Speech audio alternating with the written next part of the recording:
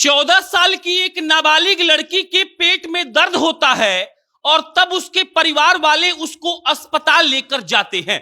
जब उसके परिवार वाले उसको अस्पताल लेकर जाते हैं तब मालूम पड़ता है कि 14 साल की नाबालिग लड़की 6 महीने की प्रेग्नेंट है। और उसके बाद जैसे ही घर वाले को यह मालूम पड़ता है उनके पैरों तले से जमीन खिसक जाती है और वो सदमे में आ जाते हैं।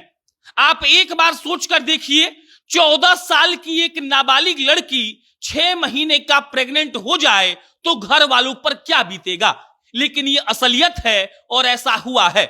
जब 14 साल की नाबालिग लड़की 6 महीने की प्रेग्नेंट हो जाती है, पेट में दर्द होता है, परिवार वाले अस्पताल लेकर जाते हैं, तब मालूम पड़ता है कि वो प्रेग्नेंट है। और उसके बाद जो कहानी सामने आती है वो आपको हिला कर रख देगी।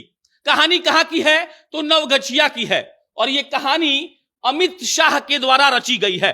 अब अमित शाह कौन है? तो आपको स्क्रीन पर जो ये आदमी दिख रहा है, इस आदमी का नाम है अमित शाह। ये बीए पार्ट 2 का स्टूडेंट है, साथ में मजदूरी भी करता है। उम्र 21 साल है और 21 साल के इस अमित ने 14 साल की एक नाबालिग बच्ची के साथ जो किया, उसकी कहानी सुनेंगे तो आप भी थर्रा जाएंगे। ऐसा थर्राएंगे कि आपको इस समाज से भरोसा उठ जाएगा और ऐसे दरिंदों से आप भी अपने बच्चों को बचा कर रखना चाहेंगे। पूरी कहानी आपको सुनाएंगे, बताएंगे कि कैसे इस कुकृत्य के बाद जब नाबालिग बच्ची का पिता मुखिया और सरपंच के पास जाता है, तब मुखिया और सरपंच उसको कहते हैं कि अबॉर्शन करवा लो, 1 लाख रुपया भी ले लो। और उसके बाद जब नाबालिग बच्ची के पिता को यह बात हजम नहीं होती है तब वो क्या एक्शन लेता है ये भी बताएंगे। लेकिन उससे पहले नमस्कार स्वीकार करिएगा, मेरा नाम प्रशांत राय है। ये वीडियो रोडवेज ऐप के द्वारा प्रायोजित है। रोडवेज ऐप बिहार का एक ऐसा टैक्सी का कंपनी है जो आपको आधे किराए में पूरा बिहार घुमाने का दावा करता है। आपको पटना एयरपोर्ट से बिहार के किसी भी गांव में जाना हो या बिहार के किसी भी गांव से पटना आना हो, आपको प्ले स्टोर पर जाना है, रोडवेज का ऐप डाउनलोड करना है, अपने राइड को शेड्यूल करना है और आधे किराए में आप पूरा बिहार घूम सकते हैं। अब लौटते हैं 14 साल की एक नाबालिग बच्ची की कहानी पर। उम्र है 14 साल और 14 साल में वो हो गई थी 6 महीने की प्रेग्नेंट। 6 महीने की प्रेग्नेंट हो गई थी वो। और ऐसा किया कौन था? ये आदमी जिसका नाम है अमित। अमित नाम का लड़का जो 21 साल का है, 21 साल का है और ये दिहाड़ी मजदूरी करता था। उस लड़की को इसने कैसे जाल में फंसाया, पहले इसकी कहानी सुनिए। अमित उस 14 साल की नाबालिग को यह कहता था कि हम तुमसे शादी करेंगे। नाबालिग उसके झांसे में आ गई और उसको लग रहा था कि वाकई में अमित उससे प्यार करता है और उससे शादी करेगा। अमित उसे शादी का झांसा देकर शारीरिक संबंध बना रहा था। लड़की को इस बात का भरोसा था, जो महज 14 साल की थी, कि अमित उससे शादी करेगा। लेकिन असलियत यह थी कि अमित उसका इस्तेमाल कर रहा था। जब वो प्रेग्नेंट हो गई तब लड़की ने अमित से कहा कि अब शादी करो।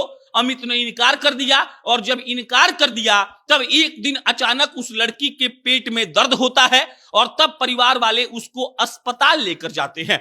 अब जब परिवार वाले उसको अस्पताल लेकर गए तब मालूम पड़ा कि वो 6 महीने की प्रेग्नेंट है। अब परिवार वालों का होश उड़ गया। परिवार वाले जब पता करते हैं तब वो लड़की डरते डरते अमित की पूरी कहानी सुनाती है। ये अमित है और बताती है कि कैसे अमित उसको शादी के झांसा में रखे हुए था। ये कह रहा था कि हम तुमसे शादी करेंगे, लेकिन अब उससे वो बातचीत भी नहीं करता है। परिवार वाले के जब होश उड़ गए तो वो गए मुखिया और सरपंच के पास। मुखिया और सरपंच की दरिंदगी देखिए। वो कहते हैं कि लड़की का अबॉर्शन करवा लो और बदले में 1 लाख रुपए ले लो।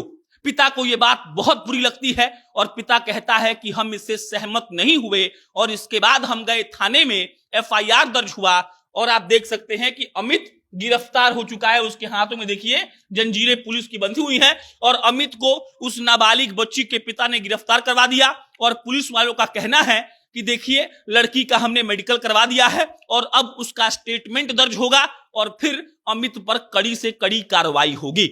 आप समझ लीजिए, 14 साल की नाबालिग लड़की को शादी का पहले झांसा दिया गया, फिर कहा गया कि तुमसे शादी करेंगे, शारीरिक संबंध बनाया गया और जब बच्ची प्रेग्नेंट हो गई तो उसको लावारिस हालत में छोड़ दिया गया। मुखिया और सरपंच ऐसे थे जिन्होंने कहा कि 1 लाख रुपया देते हैं, लड़की का अबॉर्शन करवा लो। लेकिन पिता का हिम्मत था कि वो पिता झुका नहीं और थाने जाकर FIR करवाया, और उसी FIR के बदौलत अमित को गिरफ्तारी हुई और अमित अब सलाखों के पीछे चला गया है। बाकी समाज हमारा किस ओर जा रहा है ये सोचने का विषय है।